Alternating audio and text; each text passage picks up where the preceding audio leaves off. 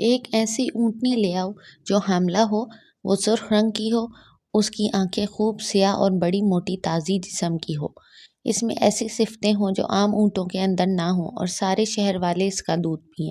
حضرت صالح علیہ السلام نے فرمایا، میں ابھی اپنے اللہ سے دعا مانگوں گا کہ وہ میرے پاس ایسی اونٹنی بھیج دے جس کی تم خواہش مند ہو، اور میں اللہ سے یہ بھی دعا مانگوں گا کہ وہ اس کے دودھ کو بھی بڑھا دے اور اتنا زیادہ کر دے کہ سارے شہر والے اس کے دودھ کو پئیں۔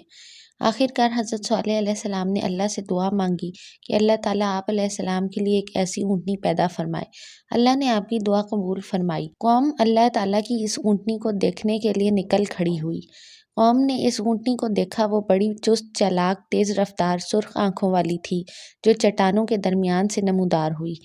وہ حیرت سے ایک دوسرے کا منہ تکنے لگے، دل ہی دل میں کہنے لگے، کیا واقعی یہ وہی اونٹنی ہے جسے صالح اپنے رب سے بطور نشانی کے ان کے پاس لایا ہے؟ کیا واقعی صالح سچے رسول ہیں جس کو اللہ نے ہدایت کے لیے مبعوث فرمایا ہے؟ ان لوگوں میں سے ایک جماعت تو حضرت صالح علیہ السلام کی تصدیق کرنے کے لیے تیار ہو گئی، مگر اکثریت نے پھر بھی سرکشی کی اور یہ لوگ کہنے لگے کہ یہ تو جادوگر ہے۔ حضرت صالح علیہ السلام نے فرمایا، اللہ تعالیٰ کی یہ اونٹنی تمہارے لیے اللہ کی نشانی ہے، اسے آزادی کے ساتھ اللہ کی سرزمین میں چرنے پھرنے دو، اسے کسی قسم کی تکلیف نہ دو، ورنہ اللہ تمہیں عذاب میں گرفتار کر دے گا۔ پانی بھی تمہارے اور اونٹنی کے درمیان بانٹ دیا گیا ہے، ایک دن تم گھاٹ سے پانی لینا، ایک دن اونٹنی پیے گی۔ یہ سن کر لوگ منتشر ہو گئے اور حضرت صالح علیہ السلام کی اونٹنی کے متعلق باتیں کرنے لگے۔ کوئی تو آپ کی تصدیق کرتا، کوئی آپ کی تکذیب کرتا، کوئی حیرانی اور پریشانی کے عالم میں عجیب عجیب باتیں کرنے لگتا۔ اونٹنی ان کے درمیان رہتی تھی، آزادی کے ساتھ چرتی پھرتی تھی، کوئی اس کے سامنے نہ آتا۔ کافر بھی اسے تعظیم کی نظر سے دیکھتے تھے۔ وہ سوکھا اور خشک گھاس چرتی تھی اور مقررہ دن میں گھاٹ سے پانی پیتی تھی، پھر دوسرے دن لوگ پانی بھرتے اور وہ ایک طرف کھڑی رہتی۔ پانی بھرنے کے بعد یہ لوگ سب پھر اونٹنی کے پاس آتے جو اپنے بچے کے ساتھ ایک طرف کھڑی ہوتی۔ وہ اس سے بہت ہی عمدہ قسم کا دودھ دھوتے اور سب ہی پیتے، اپنے اپنے برتنوں میں گھر بھی لے جاتے۔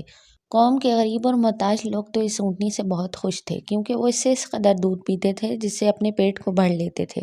ان میں سے ایک شخص دوسرے سے کہنے لگا، حضرت صالح علیہ السلام سچے نبی ہیں، وہ ہمارے لیے اللہ کی طرف سے نشانی لائے ہیں جس سے ہم تکذیب نہیں کر سکتے۔ قوم کے امیر اور دولت مند لوگ اونٹنی پر بہت ناراض تھے، کیونکہ وہ اللہ تعالیٰ کی طرف سے حضرت صالح علیہ السلام کی سچائی کی دلیل تھی، جسے وہ لوگوں کے گھر لے جاتے تھے اور لوگ اس کو دیکھ کر آپ پر ایمان لے آئے تھے اور آپ کی پیروی کرتے تھے۔ نیز دولت مندوں کو یہ بات بھی ناگوار گزری کہ قوم کے فقیر اور سب سے غریب لوگ صالح علیہ السلام کی ان سے زیادہ عزت کرتے تھے۔ انہیں یہ بات بھی بری لگتی تھی کہ حضرت صالح علیہ السلام ان کے ہادی ہوں، رب اور ان کے درمیان واسطہ ہوں۔ وہ ایک دوسرے سے کہنے لگے، کیا صالح بھی امیر کبیر بن جائے گا؟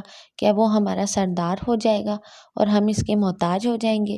یہ ہرگز نہیں ہو سکتا، ایسا کبھی نہیں ہو سکتا۔ یہ امیر لوگ لوگوں کو اونٹنی کے خلاف اکثر اکساتے رہتے اور حضرت صالح علیہ السلام کی پیروی کرنے سے لوگوں کو منع کرتے رہتے۔ ان لوگوں میں سے ایک شخص جو ان بتوں کا مالک تھا، جس کا نام خباب تھا، اور ایک دوسرا شخص ان کا کاہن تھا جس کا نام رباب بن سطر تھا، یہ دونوں آدمی لوگوں میں گھومتے پھرتے رہتے اور لوگوں کے سامنے اونٹنی کی برائیاں کرتے اور لوگوں کے دلوں کو اس سے متنفر کرتے رہتے۔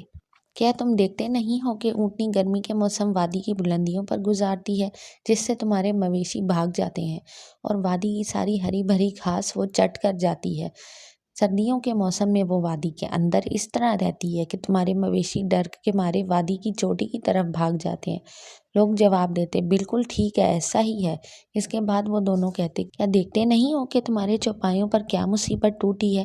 کیا ان کی چربی پگھل کر ختم نہیں ہو گئی؟ کیا ان کا گوشت سوکھ نہیں گیا؟ کیا وہ دودھ دینے سے عاجز نہیں ہو گئے؟ لوگ جواب میں کہتے، واقعی ہم نے اپنے مویشیوں پر اس وقت سے چربی نہ دیکھی ہے اور نہ ہی ان کا گوشت اور دودھ باقی بچا ہے۔ پھر وہ دونوں کہنے لگے، جب اونٹنی نے تم پر یہ ستم ڈھایا ہے، پھر تم کیوں صبر سے بیٹھے ہو؟ لوگ کہنے لگے، تو پھر ہم کیا کریں؟ دونوں کہتے، کیا واقعی تم اس کو قتل کر دینے سے ڈرتے ہو؟ لوگوں نے جواب دیا، ہم اسے کس طرح قتل کر سکتے ہیں؟ وہ تو اللہ کی نشانی ہے، ہمیں اسے تکلیف پہنچانے سے بھی ڈر لگتا ہے۔ لوگ ان کی باتیں اس طرح سنتے رہتے اور مجبور و پریشان ہو کر کاہنوں کے پاس جاتے، ان سے جو کچھ سنتے حیران ہو کر ایک دوسرے سے کہنے لگتے، یہ تو بڑا ہی ظلم ہوگا اور کھلی گمراہی ہوگی۔ ان میں سے کچھ لوگ جو کچھ سنتے وہ اس کا ہنسی مذاق اڑاتے۔ قوم کے جو لوگ اونٹنی کو قتل کرنے اور اس کی کونچیں کاٹنے کی تدبیر سوچ رہے تھے، اللہ نے اس کی اطلاع حضرت صالح علیہ السلام کو دے دی۔ چنانچہ حضرت صالح علیہ السلام قوم کے مجمع میں گئے۔ آپ نے فرمایا، اے لوگوں، تم بھلائی کے بدلے برائی کیوں چاہتے ہو؟ اللہ سے اپنے گناہوں کی معافی مانگو، توبہ کرو تاکہ اللہ تم پر اپنا رحم کرے۔ کافروں نے جب یہ سنا تو وہ آپ سے منہ پھیرنے لگے، تیری اور تیرے ساتھیوں کی ہم پر نحوست و بدبختی پڑ رہی ہے۔ آپ نے فرمایا، اگر تمہیں سمجھ ہوتی تو تم جان لیتے کہ یہ ساری بدبختی اور نحوست تمہاری اپنی ہی ہے۔ اللہ نے تمہاری آزمائش کے لیے اونٹنی بھیجی ہے، لیکن تم اپنی بے وقوفی کی وجہ سے سمجھتے نہیں ہو۔ قوم میں جو مومن تھے وہ کہنے لگے، اے صالح، ہم اس اونٹنی کے ساتھ ہرگز کوئی برا سلوک کرنے کو تیار نہیں، کیونکہ یہ اللہ کی طرف سے ایک نشانی بنا کر بھیجی گئی ہے۔ آپ نے فرمایا، جو شخص تمہیں اس کے قتل پر ابھارتا ہے وہ تمہی لوگوں میں سے ہے، اور جو شخص اس اونٹنی کو قتل کرے گا وہ بھی تمہی میں سے ہوگا۔ مومنوں نے یہ سنا تو وہ ڈر گئے اور عرض کیا، کیا کوئی ایسا شخص بھی ہے جو اسے قتل کرے گا؟ ہمیں بتائیے وہ کون ہے جو ایسی جرأت کرے گا؟ آپ نے فرمایا، اسے وہ شخص قتل کرے گا جس کے بال بھورے، آنکھیں نیلی ہوں گی اور اس کا رنگ سرخ و سفید ہوگا۔ انہوں نے آپس میں مشورہ کر کے یہ فیصلہ کیا، اس سے پہلے کہ وہ اونٹنی کو قتل کرے، ہم اس شخص کو موت کے گھاٹ اتار دیں گے۔